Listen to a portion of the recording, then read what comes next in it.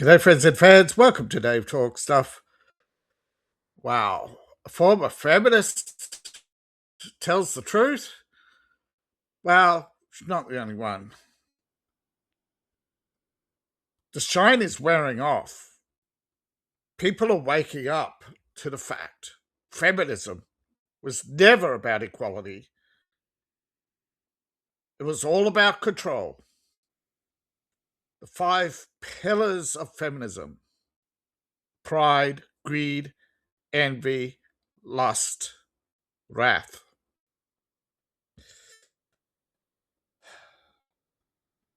Though these days it seems to be a lot of gluttony, doesn't there? And way too much sloth. But of course, the 7 sins, feminism has it all. You shouldn't be surprised for something that was born from the bowels of the satanic cults, I should say. Are you surprised? No. Would you like, however, to hear? Stick around, and I will introduce you to the former feminist, and you make up your own mind, because I think a lot of people don't believe that they ever changed their ways. But there are probably enough indications that there is definitely regret. So more people should know, and more people should take heed, and this will help red pill more people than and then it is good, right? Doesn't matter what she did if she can help red pill more people and help more people understand what the feminist movement is really about and how to fight. And remember, she's a former Cosmo writer. This is former Cosmo writer Sue Ellen Browder. Cosmopolitans, as you know, sold, and I do mean sold, feminism. Without Cosmo, the 60s sexual revolution would have been pretty much a one-sided affair. It would have been Hugh Hefner, a couple of other weirdos, but the majority of Americans, I'm not saying the majority of Americans would have rejected perversions, but I'm saying they wouldn't have gone to excess so quickly if it wasn't for women. Women lured young men. The sexual revolution destroyed the lives of a lot of children, sexualized children. It went. America embraced madness that spread around the world and is still spreading around the world. It's reverberating today, but it's crumbling like any lie, right? It can't stand up to the scrutiny of time. Now, her book is part memoir and part tell-all. She gives a behind-the-scenes look at these glamorous publications, exposes them for what they really are. They're nothing but glossy pages of lies and propaganda to shape the opinions of women around the world. Right? It was her mother's love of magazines that inspired her to work for one. It was a childhood dream where she grew up in Iowa. She'd been growing up on childhood sweethearts, love and marriage, and was a normal Midwestern girl with a happy childhood. She was blissful and unaware of what was awaiting her. She had a fair understanding of traditional roles, and she said that it was pretty much a boring life. So her mother, Norma Handel, despite being a simple housewife, had a strong zest for life and, wanted to keep up with all the trends. So, women's magazines. Well, in those days, they called them mothers' magazines. Red Book, Good Housekeeping, McCall's, Bet Home and Gardens, Glamour, Vogue, and of course, Reader's Digest. All carefully laid out. The typical early American maple coffee table, and there were artistic objects to admire. However, she was enchanted by the glamour and the lifestyles portrayed in the magazines, and her mother inspired her to dream and inspired her to make her wishes come true. However, after graduating from the University of Missouri, she went to journalism school and quickly discovered that journalism was not always about the truth. However, she married a childhood sweetheart, began her dream as a writer, packed their bags and headed to Torrance, California to start their careers. Well, that was their first mistake. California! But there she landed a job as a staff reporter in the women's section of the Safe Daily Breeze, a mid-sized daily newspaper where she learned that journalism ethics weren't always upheld. Fellow journalists lied to their readers for various reasons, and she found that lying was better than telling the truth. Journalists did it routinely. Lying meant you could skip the hard lead work. You didn't have to have reliable sources or even real people to talk to. Lying meant you didn't have to back your statements with, recordings and the hassle of meetings. No, you could meet tight deadlines with less hassle. Lying meant you didn't have to get your facts straight because you followed the narrative, you followed the rules, you made the right people happy, you kept your job. Newspapers, once upon a time, you could work in a small midtown newspaper, right, with a few hundred readers and make it like. Could you imagine if a YouTube channel with only a couple of hundred viewers made you enough money, right, for a living to buy a house and a car? Folks, journalism, right?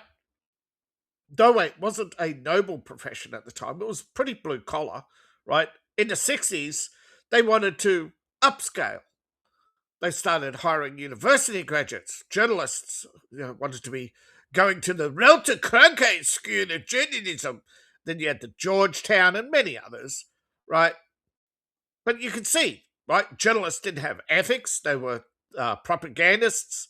And the source of this, of course, is the power of the state, right? Remember, World War II, the government gave journalists the license to lie.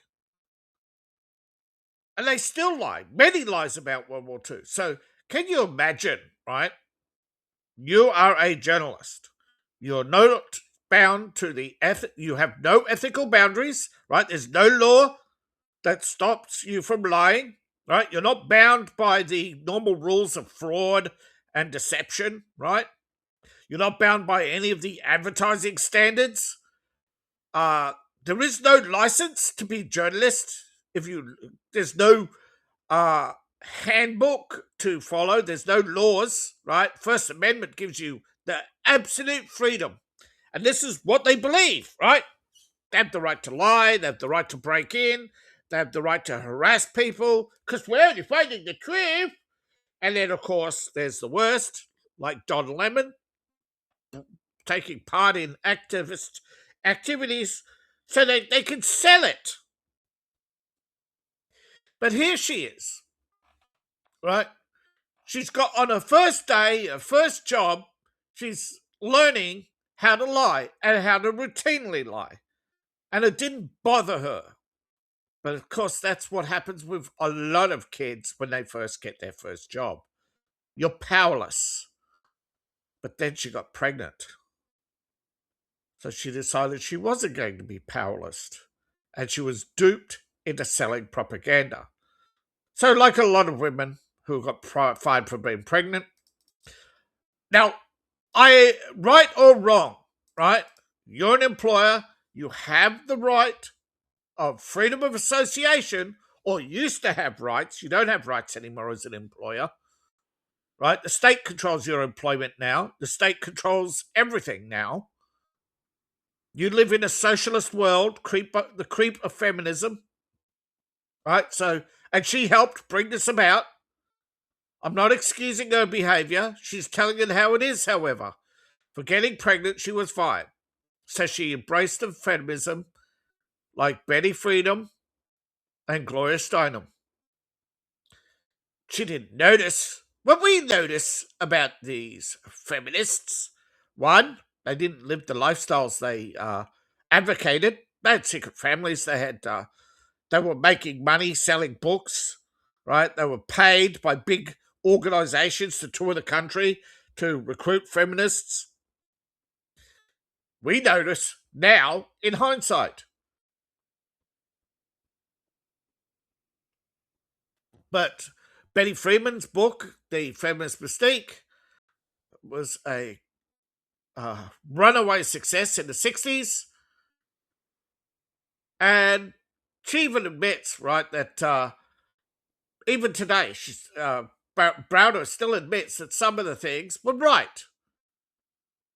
But however, the problem was the feminism that was being sold by Betty Freeman wasn't about equality or rights in the workplace.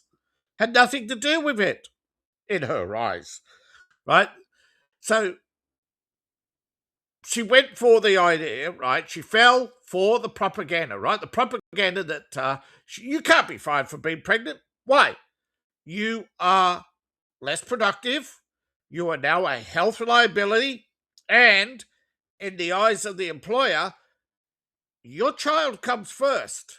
You can't have a job and you can't do your job and raise a child, right? But she put herself in the trap of right?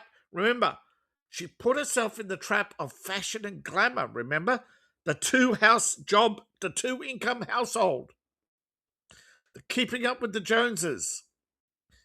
So she was sold about freeing women from the shackles of marriage and domestic life. Really. Anybody with half a brain realizes, okay, you're now a single person. Who's going to clean your house? Right? Who's going to raise your children? No, we just won't have children. We're not birthing people. All right, so who's going to clean your house? Waybots. Who's going to cook your food? Waybots. See, here's the thing that they don't tell you about feminism, and it's not in a lot of feminist books, but feminism was sold women on the idea that we stopped progressing as a society because we only freed men from the shackles of it, right? We only allegedly free men are free, but women are still shackled to domestic servitude. It's such obvious propaganda. The problem is propaganda appeals to those who believe the lie. The lie gives them hope. It gives them a focus, a goal. And if they achieve that goal, they know they achieve power rewards. Oh, if I feel my shackled from the domestic life and not have children, I'll have more money for myself, more free time. I can pursue my arts and creativity. Well, what happens with 90% of women when they're freed from the shackles or the burden of domestic life? And yeah, they sit at home on a couch, eat bonbons, and watch what's it called again? Jersey, Jersey, Housewives of Jersey, right? Nobody in their right mind should believe this garbage. The problem is they're not in their right mind, right? They're angry. That's why feminism pushes wrath, right? They're greedy. That's why feminism always pushes you higher wages, not bringing the wages of those who earn more. No, no, no. We want to earn more. If a man earns more, we want to earn more, right? It's always greed, right? always wrath, always revenge, always. However, no, there's no hard work, only sex and as much as you want because you don't have to have children anymore. So she helped. Right after giving birth, she got a job for Cosmo. She admitted the fact that she had a baby, and Cosmo gave her the message to spread of one Helen Goodley Brown. The magazine's editor-in-chief, Brown's message to women was, work hard, have sex, this will set you free as long as you don't have children. Brown, of course, was a long-faced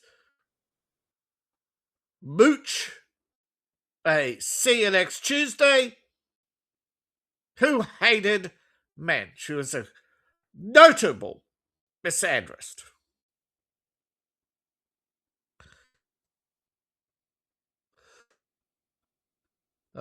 Let me just check. So I got to swap here my notes.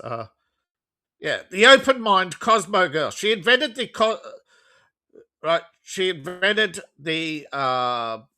She worked at Cosmo for 32 years. She invented the concept of the Cosmo girl.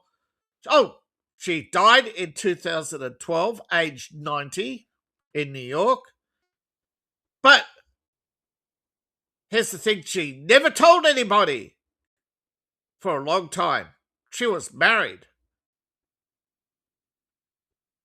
Yeah, so she's telling women to be single, not have children, and she was married.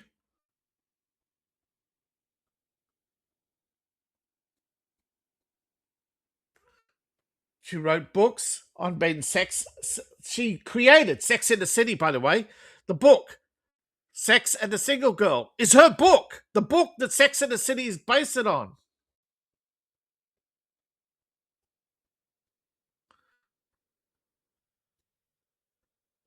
She has a trust for the children of New York. They use their wealth and power, right? Now, it doesn't mention if she had children or not. This is, but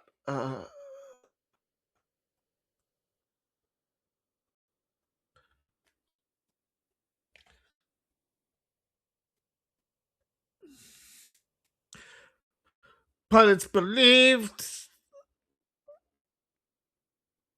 they chose not to have children, describing themselves as selfishly well-mated. Yes, they were both career-focused.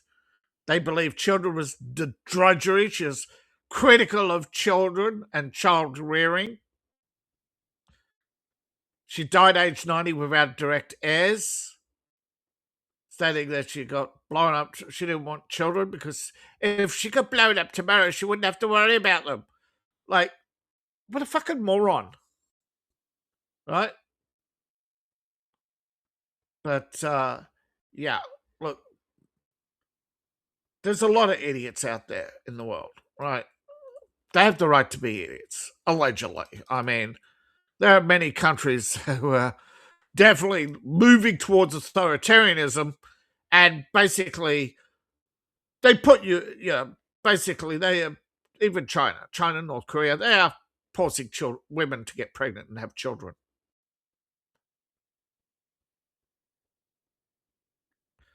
And they often, people like her are put to death in authoritarian countries. Now, you may argue that she contributed to society. She and her husband, they were philanthropic. The children, they were freed to pursue their careers. But no, they were rewarded for not having children. They were rewarded for spreading propaganda, right? Right? They were hired. They were only editors. They were not businessmen. They weren't business owners, right? They were employees, expensive, overpaid employees, but they were employees, and they dodged taxes with their causes, right? They were part of the elite ruling class, the untaxables, right? The people who do all these charity works and have all these foundations and all the Yeah. Now, allegedly, they were Presbyterians. Allegedly. Good church-going people do not hate God and talk about God as a curse and children as a blight, okay? But Helen, who was married, told women to pursue sexual excitement and reject marriage. She had the cover of Cosmo, the new pill that promises to make women more responsive. Uh, Book after book, article after article on sex, self-pleasure, abortion as birth control. Everything you find today started in Cosmo. Sex guides, shit. You know those love tests? Cosmo, reckless sexual behavior. However, Bowder found increasingly herself at odds. She was now having a third pregnancy and economic hardship because her career was one of a freelance writer. So a magazine for women didn't even give her a full-time job or protection. She had to hide a pregnancy and work as a freelancer to hide the fact she had children, right? Because her boss hated children, right? She founded you may say, but she has a charity for children. Yes, to become media writers like her. She's a genocider. If you can't get them the first time, get them in the next generation. Just keep indoctrinating the next generation until they all wipe themselves out. This is the kind of uh, sickness in the world that they have to spread their sickness. And you can't fight them with ordinary means. You have to fight them with extraordinary means, right? The only way to fight the establishment is to elevate the anti-establishment. However, Bowder found that many writers didn't practice what they preach. She found that most Cosmo magazine that encouraged women to remain single, though she was happily married, she wasn't the only one. Even Helen Gertrude Browder didn't believe the nonsense.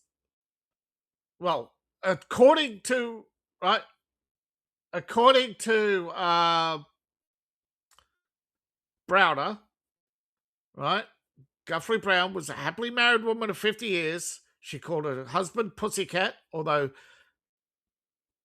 in some terminology, yeah, in the 60s it might have been a term of endearment. These days, calling a husband a pussycat means pussy whipped. So we don't know, right? Because there's two different sides. Some people say that Bowder was a bitch and just turned bitter, and some say Guthrie Brown, though a hypocrite herself who was married, she, however, was anti-child. Some say, however, this was brought about by the fact that she couldn't have children. So what we have is a rather confused cat den, right? A den of vipers, right? They're all bitching at each other. They're all tattling on each other later in life. They're all married, right? Most of them never got divorced, right? Cosmo, none of them lived the lifestyle that they published. And they were just rewriting the same articles over and over again, right? The magazines were just passing articles amongst each other. There was no research. There were no experts. Everything was coming down from these institutes. They had it easy. Then Browder, right? They were covering up all the time. She wanted to know about the women who died from abortion pills or complications from abortions, women who died alone after years of meaningless sex. A lot of women, mostly childless, committed self-deletion, while many regretted the fact that they ignored the child not becoming a mother until it was too late. But the elites never practiced what they preached, right? It wasn't just Helen Guthrie Brown who didn't listen to the nonsense. No. Browner started talking about the lies she told women to reject morality. She started to realize that even amongst the closer friends, they were unhappy. So many of her closer friends who were divorced tried to seduce her husband, but her husband came to her and told her and rejected their advances.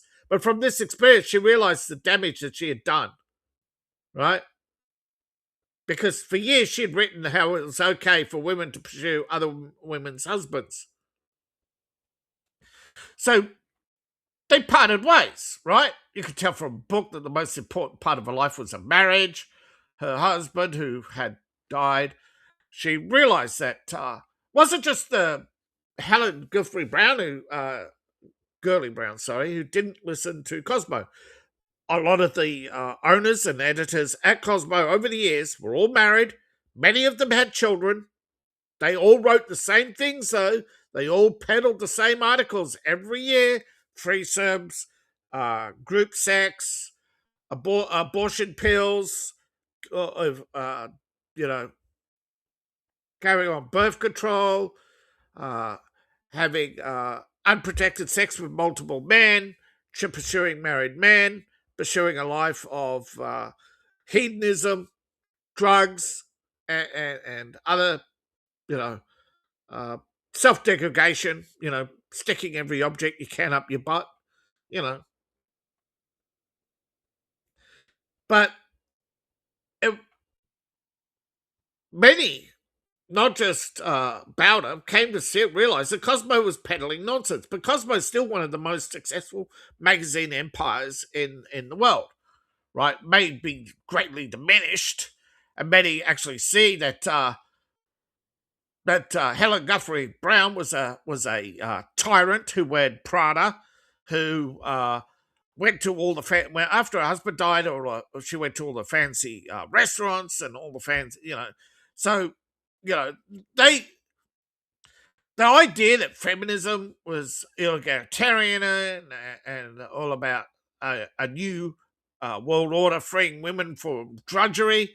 There's no freedom from your basic needs, right? They want someone to take care of them, to pander to them, to give them everything they want, and have no responsibility. That's slavery. Okay, that is an elite class of slaves. Now, all the success that Persa had attained after 40 years of marriage to her husband, everything that was the only thing that mattered to her, right? The idea of being a stable, devoted, loving wife appealed to her more than anything. And today she wants to spread that message that pop culture tells women that excitement should be the focus of life and sex for sex sake, and that it's all fun and excitement. But in the end, it's not, right? Take it from the people who experience hedonism at first hand. All her friends, some of whom are no longer alive, at their own hand, because they bought into the lies that was sold through feminism. The Cosmo produced garbage that was not vetted for fact, right? Never came from there was no health experts. There were no mental health. There was no follow-ups on articles, right? The man who advertised for a girl received over 8,000 replies.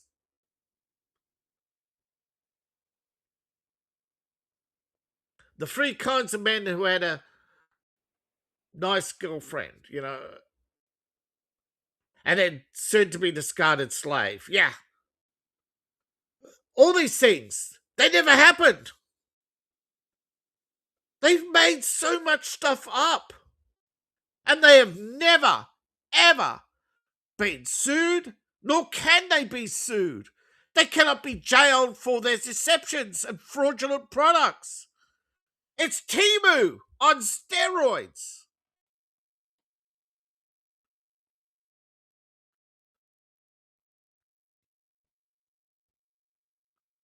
It is a terrible life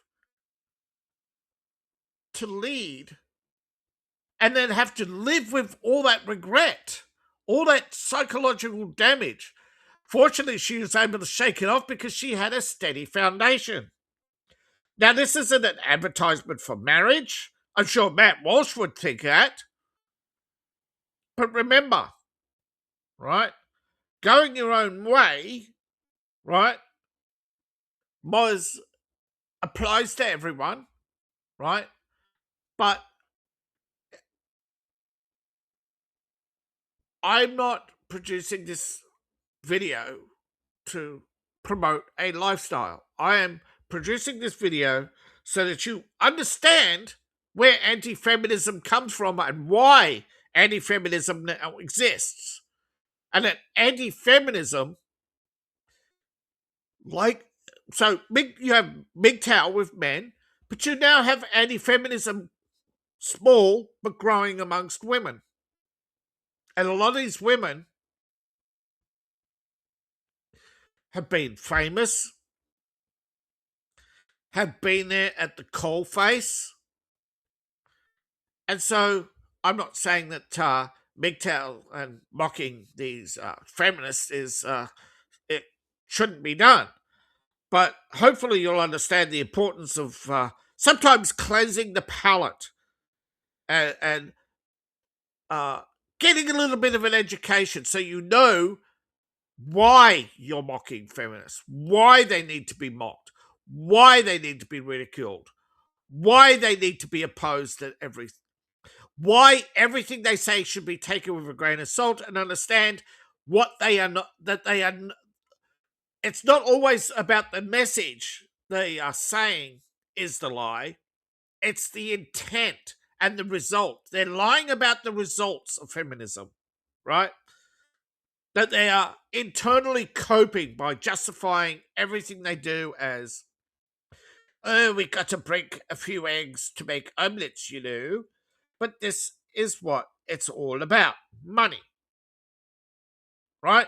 You look at the editor of Cosmo. She did what the bosses told her to tell her to publish. She made sure that the magazine was run smoothly. The bosses were insulated from their crimes.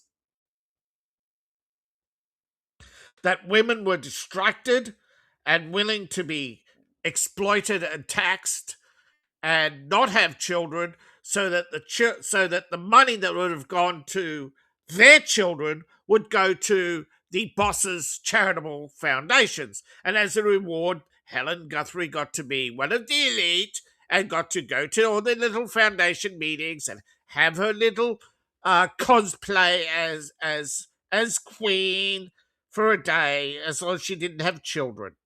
Right? She sold her soul to the devil.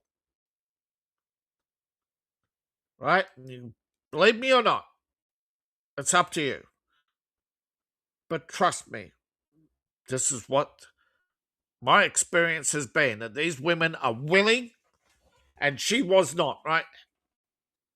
Browder, she woke up, realized that her marriage was on the rocks, not because of her husband or her actions, but her employer and the message her employer and many like her employer had put out, right?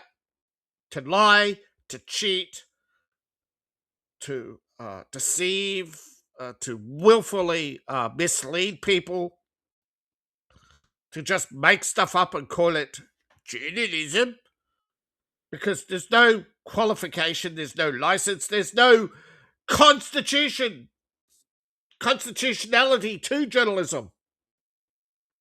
Anybody can be a journalist. There's no special education you need. There's no law that makes you beholden to the truth, justice, or the American way. It's all a lie.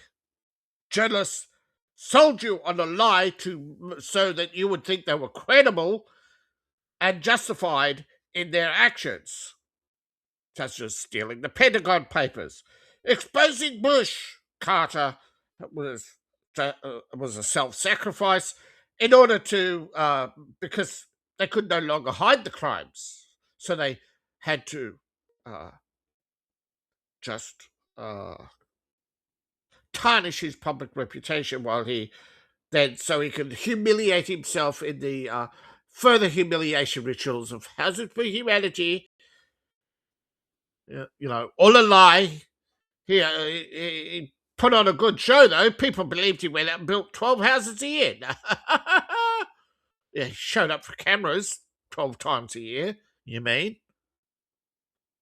Never built a complete house in his life, you know that, right? Jimmy Carter never built a complete house in his life.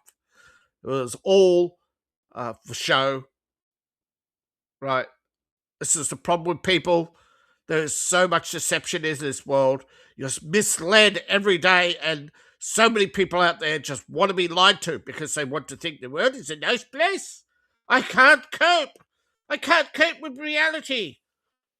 And then it's because they're immature, right? People embrace their emotions, become mentally immature. Mentally immature become weak men. Weak men create hard times. And it's the same with women.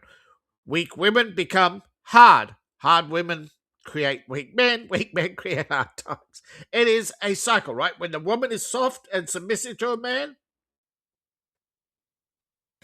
and elevates her man, elevates society. When women are elevated, and there's no evidence to the contrary, you could look throughout history, the worst periods of history, 1400 to the 1700s, the majority of the time they were queens, right? Kings died in battle, died of syphilis, died off from gout, the plague. Queens outliving their husbands by 20 years on average. Yeah, nobody actually ever questioned why women lived longer. It's weird. Turns out women have a better immunity system than men. There's a biological difference. Plus, men often killed each other for power, right? And of course, queens often killed their husbands because who wants a should literally probably overfeed him to get him to have a heart attack. Probably also a bit of nightshade in the old nightcap, right? So, yeah, we know that Mary, Queen of one the two biggest wars of England was between two queens, between the Scots and the British. So, and there's more than one queen who killed her husband. So you get a pretty good understanding that feminism is a horrible endeavor. It has no morality, no doesn't even have a guiding principle that it adheres to, right? So it's a clear and existential threat to society, the same as communism, fascism. And you notice all your isms, communism, fascism, they're all feminism, they're all collectives, right? Institutionalized power into the hands of an elite few, right? Because they know better, right? You hear the feminist argument all the time. Women are nicer. Women have no reason to lie. Really? Yeah, right. Believe all women. It's not believe all people, folks. It's believe all women. It's all about collecting the power and concentrating it, right? And that's why feminism has been so successful. Because women, we went from having a majority of men to having a majority of women, right? Women, Eleanor Roosevelt and others, all pushed America in far left, as far as left as they could, right? Remember, Eleanor Roosevelt was an organizer for the KKK, the Women's League of America, all these groups, right? All these groups, all creating political, and the Roosevelts are not millionaires, they're multi-billionaires, okay? The Great Depression, all that gold, all that wealth they accumulated and acquired that they bought for pennies in the dollar.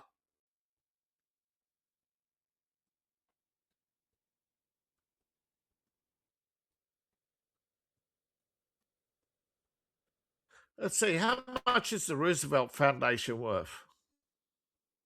There's no public disclosed data.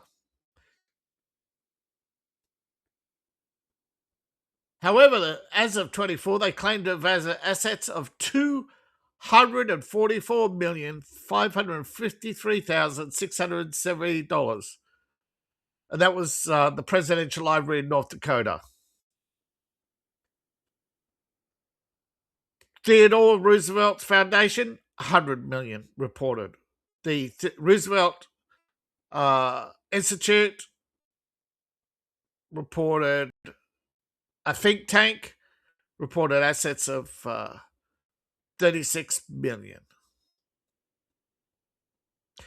Overall, it's believed the FDR Foundation, right, is much larger. So the Rockefeller Foundation is much larger, but the FDR era organization, right? So the Rockefeller Foundation was founded in this time with $5 billion. Now, remember, there are multiple Roosevelt organizations, right? But the Roosevelt Foundation, right, FDR,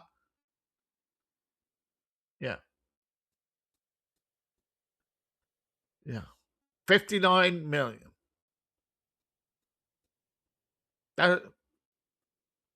With over 244 million in assets. That's just one, right? You have the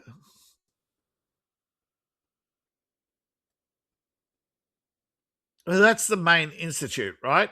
So you're talking about a private foundation with filings, fiscal year filings, right? That's only what they earn a year. There's no private foundation. So there's no family trust or anything. It's spread out. So in theory, right, it's like the Rockefellers or the Rockefellers or the Rothschilds, right? The family, each section or branch of the family has over $100 million. Theodore's the smallest at 100 million.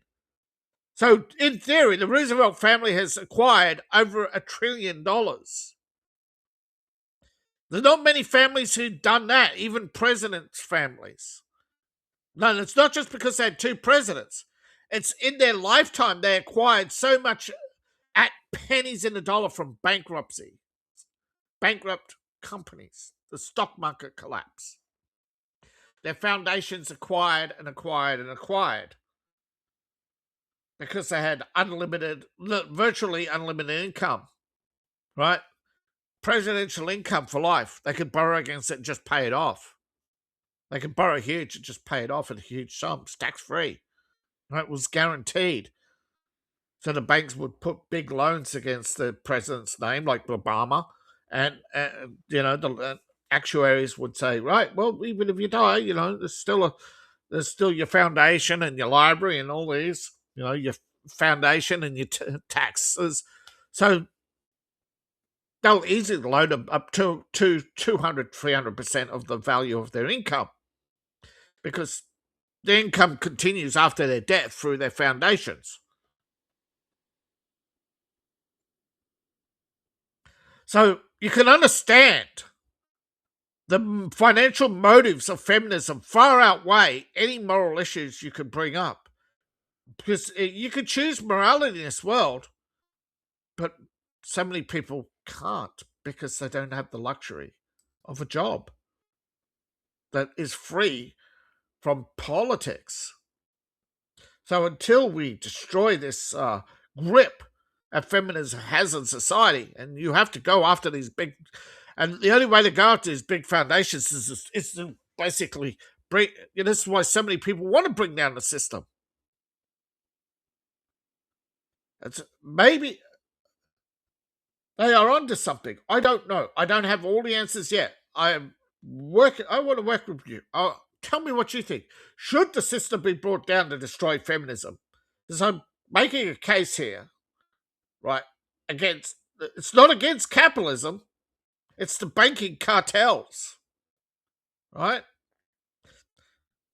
Because feminism is a giant financial, multi-trillion-dollar NGO that absorbs a lot of wealth and drags society down.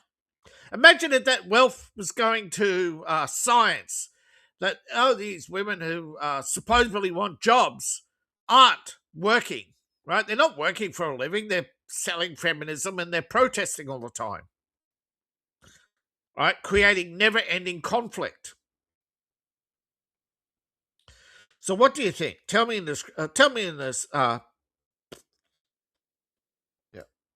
Tell me in the comments below. Thank you for watching. Please like, share, subscribe, and all that fun stuff. Support me on Ko-fi, Patreon, and buy my books, buy my merch. All my links in the link tree description below or in my profile. Appreciate each and every one of you. See you in the next video, and bye for now.